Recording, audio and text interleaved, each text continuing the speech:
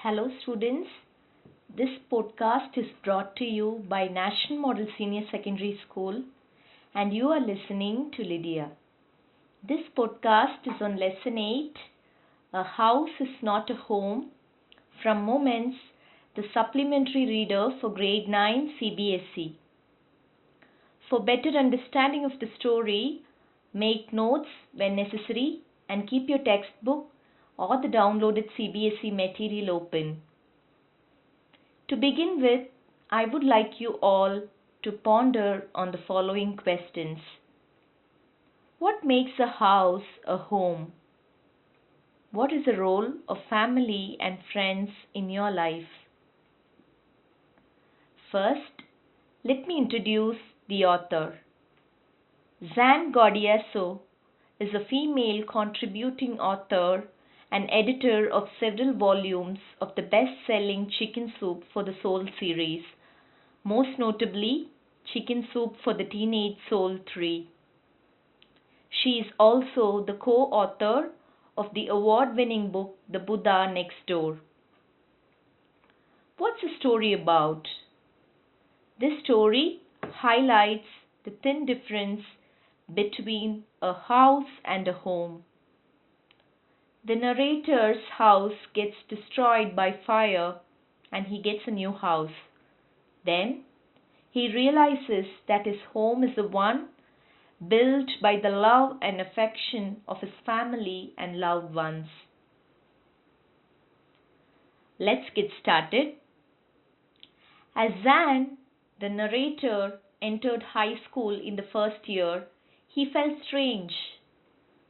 In the junior school, he had been the head of the school and had enjoyed the privileges given to a senior. It was uncomfortable to be a fresher at the high school. He was lonely. He would go back to his old school to meet the teachers because he missed his old school. One Sunday afternoon, an accident occurred in Zan's house. Zan was sitting at the dining table doing his homework. The day was cold and windy, and a fire was up at the fireplace. Zan's mother tended the fire to keep the house warm. Suddenly, there was smoke filling the room from the ceiling. Within a few seconds, it filled the room and they could hardly see. The roof had caught fire which spread quickly.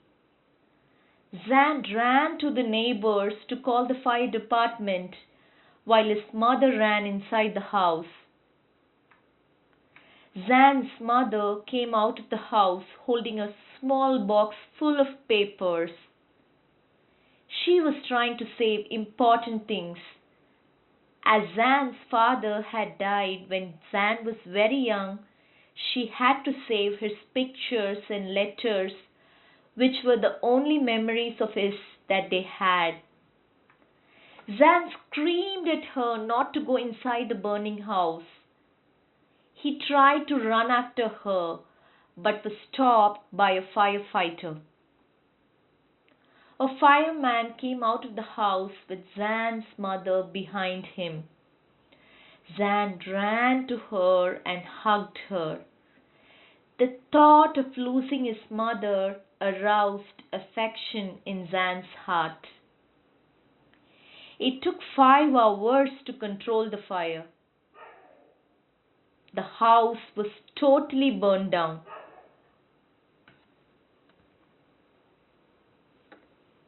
Then Zan realized that his pet cat was missing. He couldn't find it. They spent the night at Zan's grandparents' house. Zan went to school the next day. It was a Monday. He didn't want to go to school, but his mother forced him to go.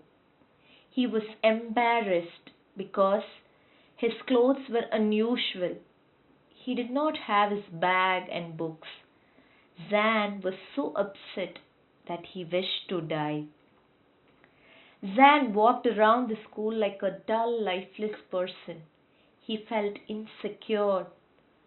On his way back, he walked through his burnt house and was shocked to see the extent of damage that had been caused by the fire.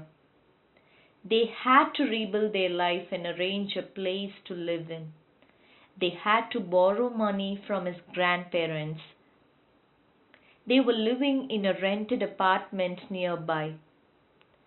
Zan would visit his old house and wish to find his cat there. He kept thinking of the poor soul. He missed his cat so much. The next day at school was unusual. The students pushed him into the gym and he realized the reason when he reached. There was a table full of articles like notebooks, clothes, and stationery items. It felt like Christmas time. Zan got emotional. He made new friends. He was moved by their concern for him. After a month, Zan visited his house as it was being rebuilt. He came out of the negativity. He was happy and thankful for getting a new life. He realized that just like his house was being rebuilt, similarly, his life was also being rebuilt. A woman walked up to Zan and asked if the cat that she was holding belonged to him. Zan grabbed his pet cat, held her close, and cried. On union with her master, the cat made a happy sound. He was happy and thankful for getting a new life which got him new friends, a kind woman who returned his cat, and his pet cat. He got a new life. He regained interest in life. The story is based on the theme of adjustment issues encountered by teenagers. We fail to acknowledge the little blessings offered by life and focus on the small missing things. It takes some time, but love and support from people around us rebuild our faith in the goodness of life. What's the message the story conveys? Number 1, helping others in times of need. Number 2, being grateful while getting help. Number 3, one should not grieve over material loss. As long as one has emotional support, one can overcome any loss. I would suggest you to try answering the following questions. Sometimes unexpected trouble strikes our life, but people around us come to our aid. Describe this with reference to the story. The lady who handed over Zan's cat to him did a noble deed. Write a few reasons to appreciate her deed. For better understanding, read the lesson.